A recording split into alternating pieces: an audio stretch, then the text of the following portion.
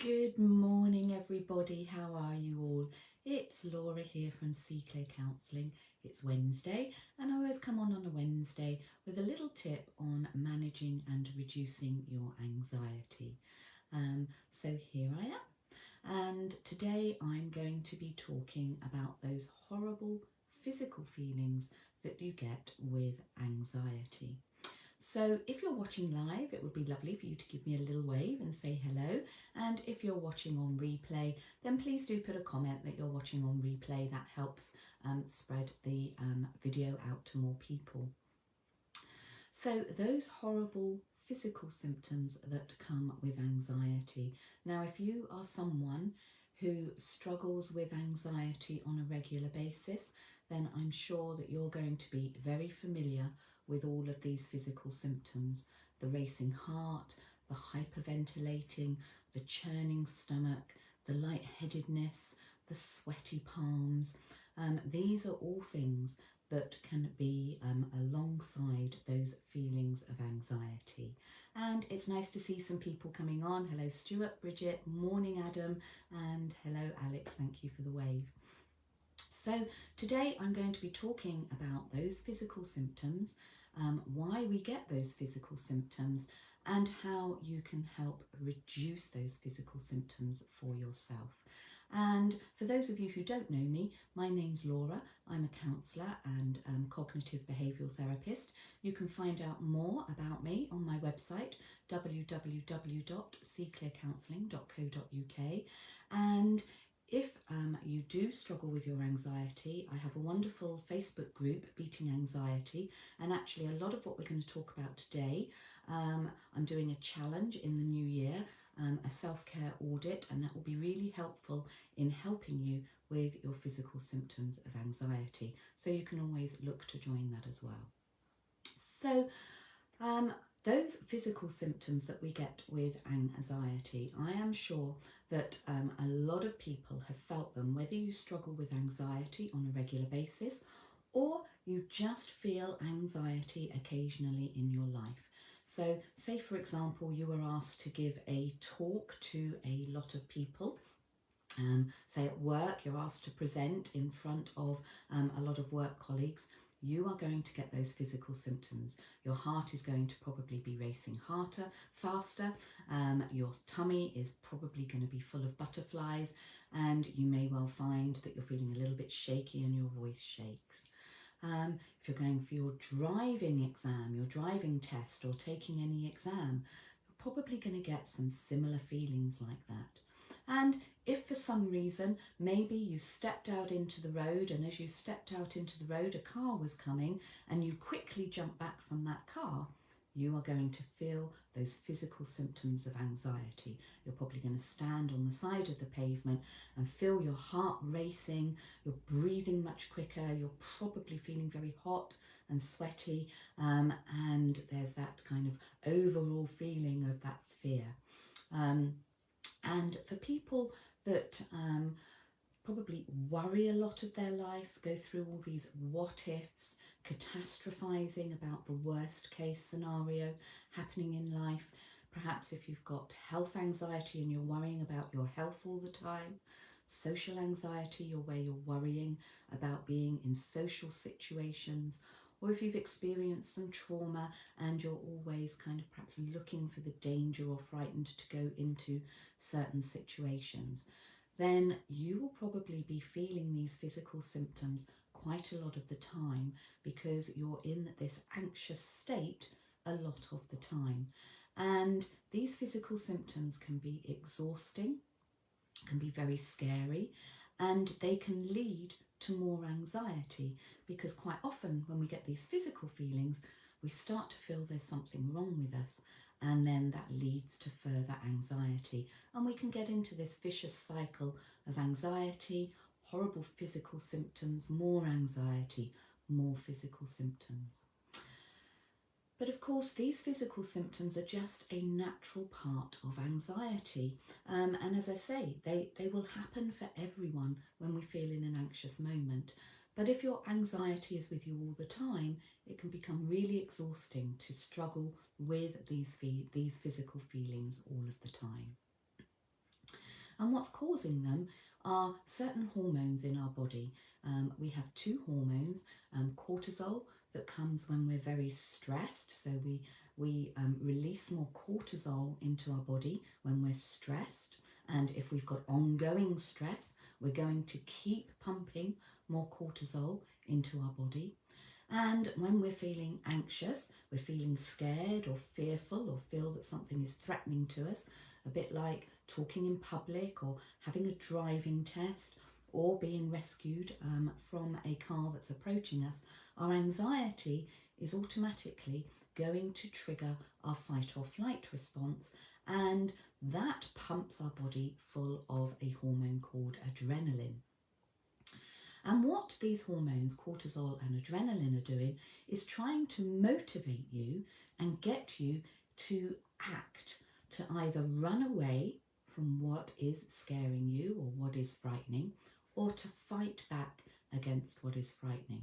And to enable you to have the strength and to have the physicality to do those things, it needs to start getting your body ready to run or fight. So it will start pumping your blood around your body faster, giving your heart to race and beat faster. It will make you breathe faster so that you can get yourself ready for that run or that fight.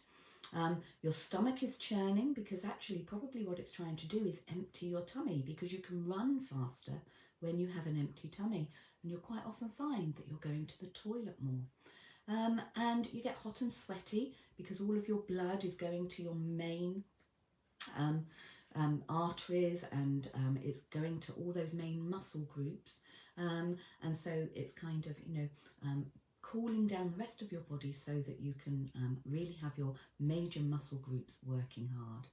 And you may feel a little lightheaded because your vision is changing so that you can actually focus on that threat. So all of this is a natural response that your body does to help you survive what is happening. But of course, if you are constantly anxious about things, constantly worrying about things, constantly feeling that the worst case scenario is going to happen, or overthinking about everything, your body or your brain is sending messages to your body that you are constantly in this threat situation. And so you're finding that your cortisol and your adrenaline levels are going to be high a lot of the time. And that's why those physical symptoms seem to be with you all the time, even when perhaps you're not particularly feeling anxious yourself. But obviously you've increased those levels of adrenaline and cortisol in your bloodstream, and they're constantly ready to help you survive. And we have this primitive survival brain. And interestingly, in the morning, we probably have higher levels of cortisol in our bloodstream because our brain is saying, we're waking up to a new day, we need to survive this new day, and I need you to be ready for your survival. And certainly, if you are someone who is constantly worrying about things and feeling the threat or the fear of life around you, then you're probably going to get a higher hit of cortisol in the morning to get you ready for that day that you're fearful of. And it may be that over the past few years, people have noticed these physical symptoms much more, because actually we're probably being quite fearful of the world around us and what is happening, and so we're constantly ready to run away or fight back against that danger. But of course, we don't have the ability to fight it or run away from it. And so that motivation that our body is giving us to do those things has nowhere to go. And so those physical symptoms just keep on going. So what can you do to help reduce those physical symptoms? Well, the best thing to do to contribute to that is to start to reduce your levels of adrenaline and cortisol. Because if you don't have such high levels of adrenaline and cortisol, your body won't be reacting to those chemicals and those hormones and getting you ready for that survival. So it's about getting balance back in your life. And we have two nervous systems. We have our sympathetic nervous system, which is our threat system. And when you're anxious, your threat system is probably right up here. And that means that lots of cortisol and adrenaline is being pumped into your body. And we have a parasympathetic nervous system, which is our rest and relax. And when you're someone who's anxious all the time, your rest and relax system is probably down here. But it's this system that can help reduce the adrenaline and cortisol in your body, and you start to get a bit more balance in your life. And so it's about getting that balance in your life so that your threat system isn't up here constantly in fight or flight. And if you can start to rest, relax, calm down, feel safe, you start to reduce those levels and bring up that feeling of calmness. So there are lots of things that you can do to help you get that balance back in your life. And as I say, we're doing a self-care audit in my Facebook group, Beating Anxiety in the New Year. And a lot of that will be focusing on getting that balance back in your life. You can go over to my website where I've got some free worksheets on breathing techniques, grounding techniques, what to do in a panic attack, which may well help you to find ways to bring that balance back into your life. And it's a way of, when you're feeling those scary thoughts, those what ifs, that catastrophizing, you're fearful of something, to balance that out with getting a little bit more relaxed, feeling a little bit calmer, feeling safe, so that the adrenaline and the cortisol are not pumped into your body. So actually, it's a good idea to get into a nice habit of every day introducing some relaxation and some calmness into your life, whether that be breathing techniques, grounding techniques, relaxing in a way, reading books, taking nice baths, maybe exercising to use up this excess adrenaline, meditating and mindfulness.